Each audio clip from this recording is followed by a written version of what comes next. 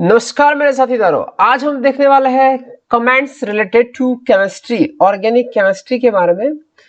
तो organic chemistry में बहुत बार कमेंट्स आती है। अगर आपको वो कमेंट्स अच्छी तरह अंडरस्टैंडिंग हो जाती है ना, तो हम बता सकते हैं कि हमारा केमिस्ट्री का कॉन्सेप्ट अच्छा है। चलो देखते हैं कौन सी कमेंट्स आज हम डिस्कस करने वाले हैं। तो पहला है कि benzene give electrophilic substitution reaction instead of addition reactions. तो पहले हम ये कमेंट डिस्कस करने वाले हैं। उसके बाद हमारे पास जो है वो कि aromatic amines are less basic than the aliphatic amines. Then third one is though the halides are electron withdrawing group, they are ortho para directing group on a benzene. देखते हैं पहली, benzene give the electrophilic substitution reactions then instead of addition reactions. तो ये comment सही है। ये comment क्या बताती है कि बेंजीन एडिशन रिएक्शन नहीं देता, पर बेंजीन क्या देता है, सब्स्टिट्यूशन रिएक्शन देता है। तो बेंजीन का स्ट्रक्चर हम देखें तो इस तरह का कुछ है। तो इसको हम बता सकते हैं कि ये बेंजीन है। अब दूसरी बात, एडिशन रिएक्शंस कौन देता है, तो हम एक देखते हैं कि इस तरह से चलोगे भाई, ये भी कुछ हमारा अल्कीन है, साइक्लिक अल्कीन मैंने इसीलिए लिया कि आपको पता चल सके कि बेंजीन ये अल्कीन में भी डबल बॉन्ड है, बेंजीन में भी डबल बॉन्ड है। तो अल्कीन इलेक्ट्रोफिलिक एडिशन रिएक्शंस देता है, वो बात सही है, पर बेंजीन इलेक्ट्रोफिलिक सब्स्टिट्यूशन रिएक्शंस देता है। क्यों? तो ये कमेंट सही है, उसके बारे में हम डिस्कशन करते हैं। तो electrophilic substitution reactions of benzene किस तरह होती है वो देखने वाले हैं। पहले उसका स्टेप 1 क्या है, तो उसका स्टेप 1 ये है कि बेंजीन रिएक्ट विथ इलेक्ट्रोफाइल। जो इलेक्ट्रोफाइल आते हैं उसके साथ बेंजीन कुछ रिएक्ट करने वाला है। ये इलेक्ट्रोफाइल है, ये बेंजीन उसके साथ रिएक्ट करेगा। When the electrophile attach itself to the benzene ring, a carbocation intermediate is formed. जब इलेक्ट्रोफाइल किसी डबल बॉन्ड वाले स्ट्रक्चर पे और अटैक करता है ना, तो हमारे पास क्या आता है, कार्बोकटायन फॉर्मेशन होता है। अभी हम इलेक्ट्रोफिलिक एडिशन रिएक्शंस जो देते हैं अल्कीन, उसके बारे में डिस्कस करेंगे और दोनों को साथ में कंपेयर करेंगे। न्यूक्लियोफिलिक अल्कीन, अल्कीन में डबल बॉन्ड है, इसीलिए हम बताते हैं कि ये न्यूक्लियोफाइल है। इसको भी हम न्यूक्लियोफाइल जैसा बोल सकते हैं। एग्जैक्टली न्यूक्लियोफाइल रिएजेंट को बोलते हैं, पर कई सारी बुक्स ऐसे लिखती है, तो हमने लिख दिया रिएक्ट विथ इलेक्ट्रोफाइल। तो यहाँ पे ये उसके साथ रिएक्ट किया था, अब ये इसके साथ रिएक्ट करेगा। दोनों के साथ रिएक्ट करने के कार्बोकटायन ही फॉर्म होता है। तो बता दूं मैं कि पहला स्टेप दोनों का हम बताए तो कॉमन है। किस तरह का है, तो उसका पहला स्टेप इस तरह का है, ये कार्बोकटायन फॉर्मेशन हो गया, ठीक है। और इसमें हम बताए तो ये कार्बोकटायन का फॉर्मेशन हो गया। तो देखो ये कार्बोकटायन हो गए, दोनों में कार्बोकटायन इंटरमीडिएट स्टेबलाइज्ड होता है। अब आगे चलेगा तो रिएक्शंस किस तरह की होगी वो देखना होगा। तो उसमें देखो, तो इसमें एक ही पॉसिबिलिटी है। क्या पॉसिबिलिटी है कि इस तरह का ये जो पॉजिटिव चार्ज है, जो पॉजिटिव चार्ज कार्बोकटायन का पॉजिटिव चार्ज है, वहां पे कोई नेगेटिव इसके काउंटर आयन, देखो कि HCl में ले लूं तो H यहाँ पे जुड़ जाए, ये हमारा H बता सकते हैं, और जो Z है उसको हम Cl जैसा बता सकते हैं। तो अगर यहाँ पे डबल बॉन्ड ब्रेक हो जाता है और हमें जो प्रोडक्ट मिलती है उसको बोलते हैं इलेक्ट्रोफिलिक एडिशन रिएक्शन। अब बात ये रही, इसमें सेकेंड स्टेप में, दोनों में सेकेंड स्टेप 1 तो कॉमन था, स्टेप 2 इसमें ये देख लिया। अब उसमें दो पॉसिबिलिटीज है, मैं बताता हूं किस तरह की पॉसिबिलिटी है। देखो इस तरह का हम वहां पे रख के आए थे, कार्बोकटायन का इंटरमीडिएट बन गया। अब चलता है ए क्या बोलता है कि भी ZH को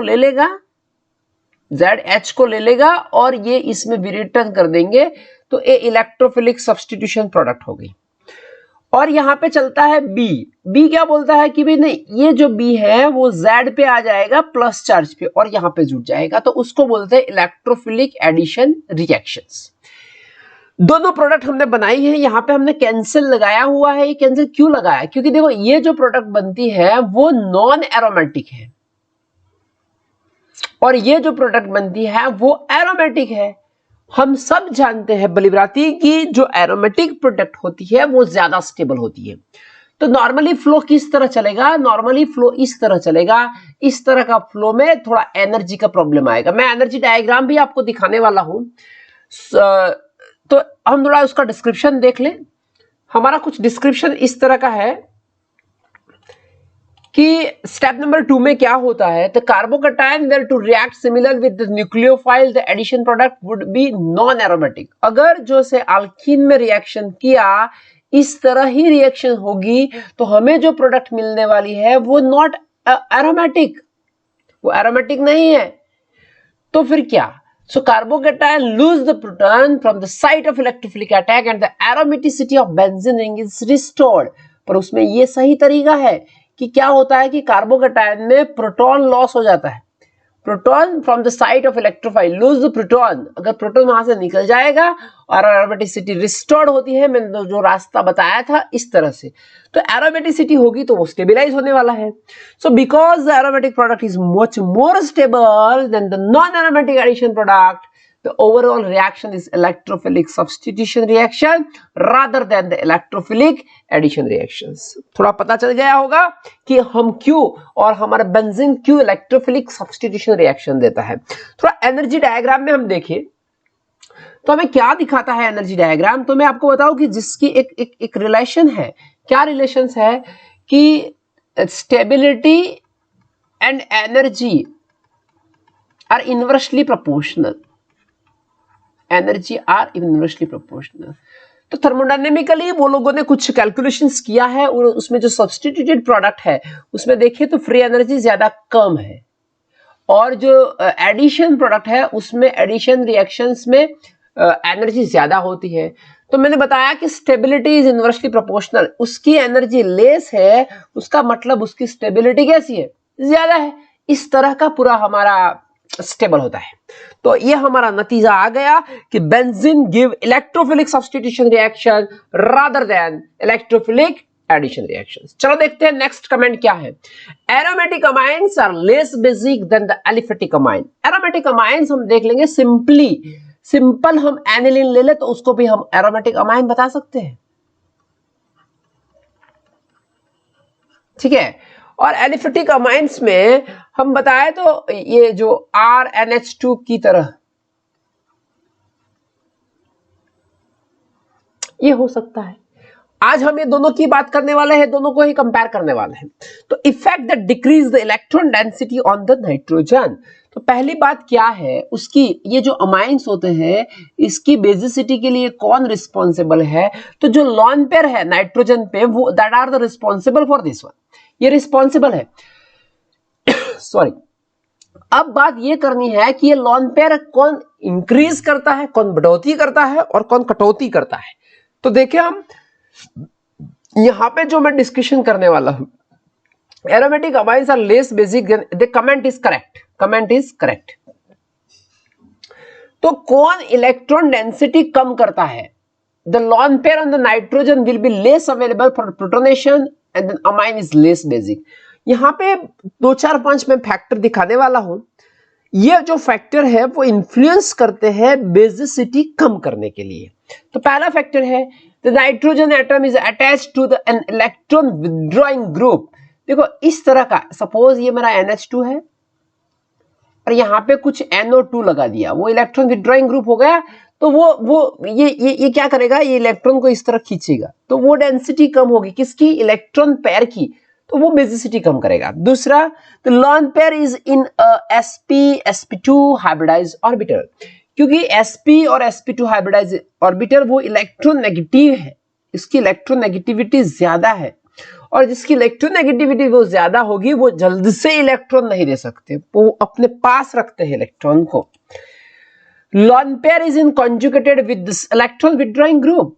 देखो इस तरह का कुछ हमारे पास कॉन्जुगेशंस होता है, तो क्या होता है कि इलेक्ट्रॉन की पेयर कुछ रेजोनेंस में चली जाएगी, इस तरह रेजोनेंस चलता रहता है तो इलेक्ट्रॉन डेंसिटी कम होगी। और the last is lawn pair is involve in maintaining the aromaticity of the molecule.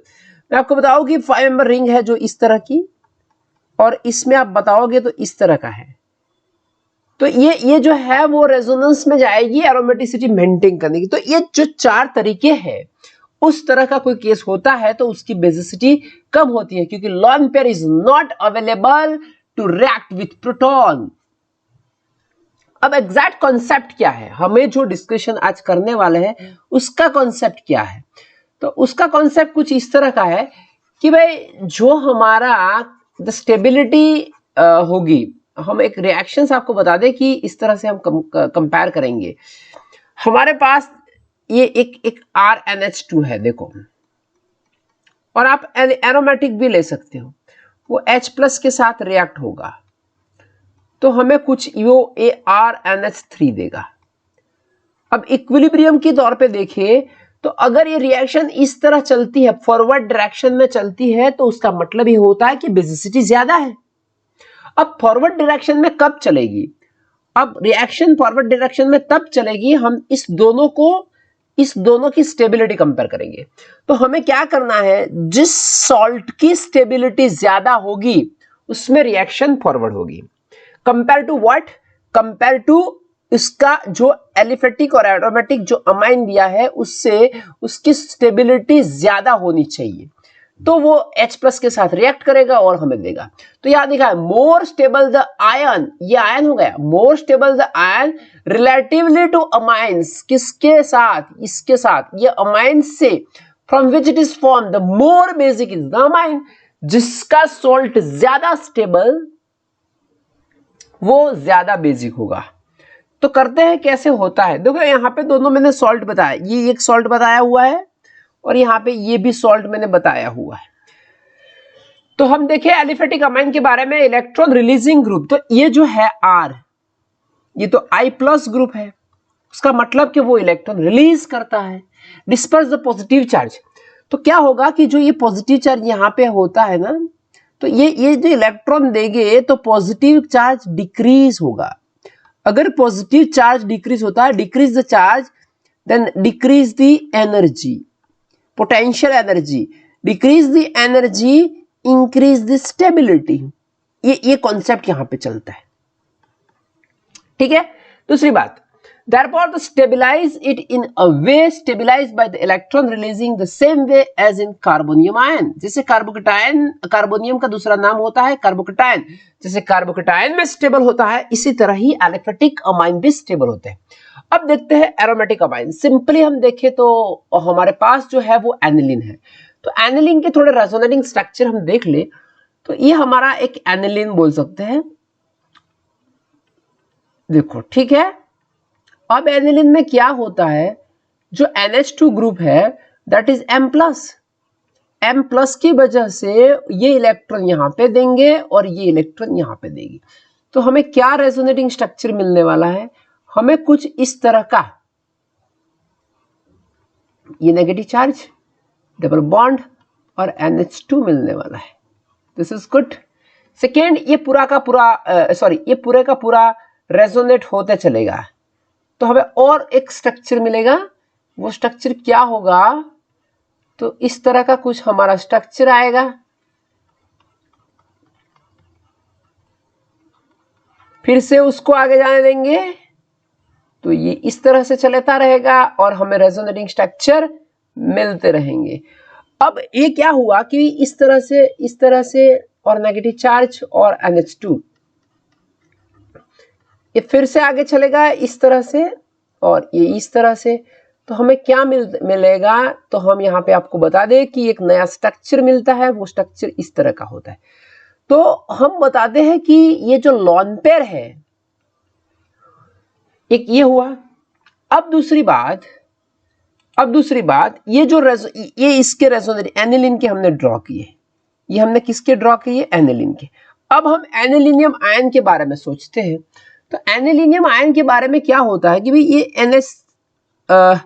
ये इस तरह का हो गया,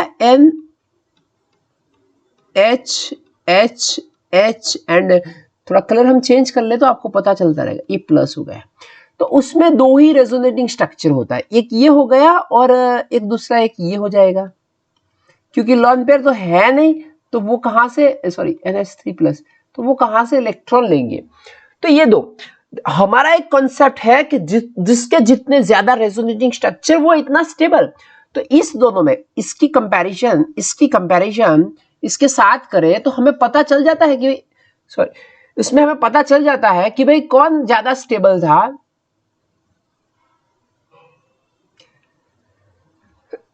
sorry, that disappear due to what happened, but what we will discuss कि हमें क्या मिलता है कि इसमें एनिलीन के रेजोनेटिंग स्ट्रक्चर ज्यादा थे, एनिलीन के रेजोनेटिंग स्ट्रक्चर ज्यादा थे किससे, एनिलीनियम आयन से। तो कौन ज्यादा स्टेबल हो गया, एनिलीन ही स्टेबल हो गया। अगर एनिलीन ज्यादा स्टेबल होगा तो वो H+ के साथ रिएक्ट नहीं होगा, H+ के साथ रिएक्ट नहीं होगा तो एनिलीनियम आयन हमें मिलेगा नहीं। तो यहाँ पे वो ही स्टोरी बताई, because the fourth pair of electron, तो ये हमारा फोर्थ पेयर ऑफ इलेक्ट्रॉन हो गया, ये जो है वो, तो वो क्या होता है, इस partially shared with the ring, और पार्शियली ये थोड़ा बहुत इसके साथ शेड होता है, मैंने रेजोनेटिंग स्ट्रक्चर भी बताए। सो उसका मतलब ये हुआ कि देयर इज लेस अवेलेबल। दूसरी बात स्टेबिलिटी की बताए, तो aniline is a resonance hybrid of the 5 structure, aniline का रेजोनेटिंग स्ट्रक्चर 5 मिलते हैं। While anilinium ion greater the number of resonating structure, greater is the stability। मैंने अगर बताया था किसको स्टेबल करना है, हमें सॉल्ट को स्टेबल करना है, पर यहाँ कौन स्टेबल होता है, एनिलीन खुद स्टेबल होता है, इसलिए वो लेस बेसिक है। तो हमारी कमेंट सही है, कंक्लूजन ए है कि aromatic amines are less basic than the aliphatic amines. Next देखते हैं कि though the halides are electron withdrawing group, they are electron ortho para directing group of the benzene. अब ऑर्थोपैरा के लिए क्या चाहिए मैं आपको बताऊं, पहले हम बात करते हैं कि भाई ऑर्थोपैरा के लिए ये हम देख ले, ठीक है। देखो एक ये है हमारे पास इस तरह का, ये हैलोजन नहीं पर एक कुछ लॉन पेयर वाली बात है, ठीक है। तो ये यहां से रेजोनेटिंग स्ट्रक्चर पूरा का पूरा हम ड्रॉ कर सकते हैं। तो ये जो स्ट्रक्चर बताएंगे, सपोज पहले हम ठीक है पूरा रेजोनेटिंग स्ट्रक्चर इस तरह से नहीं बताएंगे, पहले हम ऑर्थोपैरा से बात करते हैं। चलो ठीक है, ये इसको निकाल दीजिए, हम निकाल देंगे, और ऑर्थोपैरा से बात करते हैं कि भाई ये हमारा ये हो गया, ये हमारा कुछ ग्रुप है, ठीक है।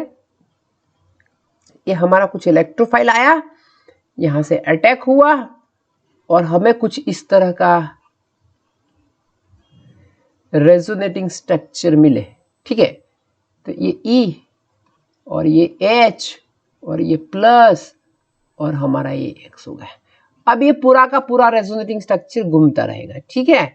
तो इस तरह से हमें कुछ मिलता भी रहेगा, वो तो अच्छी बात हुई। ये X, ये E और ये H और ये प्लस हो गया। अब आगे और चलेगा, तो यहां से चलेंगे हम यहाँ पे, तो हमें क्या मिलता रहेगा इस तरह से, ये X E और H, तो प्लस चार्ज कहाँ आएगा, प्लस चार्ज यहाँ पे आ जाएगा। तो ये बात हुई गई ऑर्थो की। अब बात बताते हैं हम मेटा की। अगर ये यहाँ पे लग जाए तो, ये ग्रीन कलर से लेते हैं हम, ये यहाँ पे लग जाए तो, अगर वो वहां पे लग जाए ये ऑर्थो, ये अब मेटा की बात करेंगे। अगर वो वहां पे लग जाएगा तो हम क्या निकालें के लाएंगे, हम ऐसा कुछ निकाल के लाएंगे कि ये प्लस हो गया, ये E और ये H हो गया। अब पूरा का पूरा रेजोनेटिंग चलता रहेगा और हमें इस तरह का कुछ मिलता रहेगा।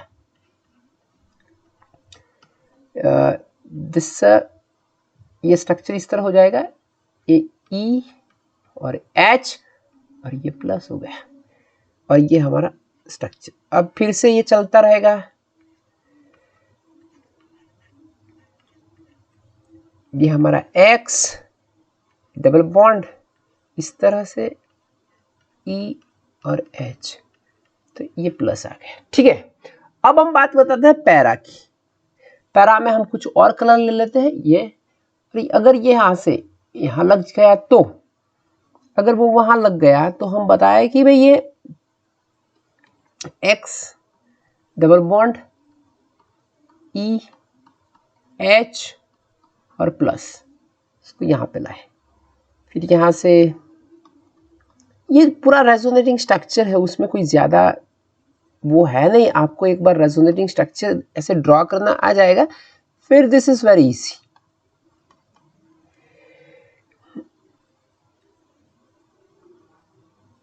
ठीक है, फिर चलता रहेगा।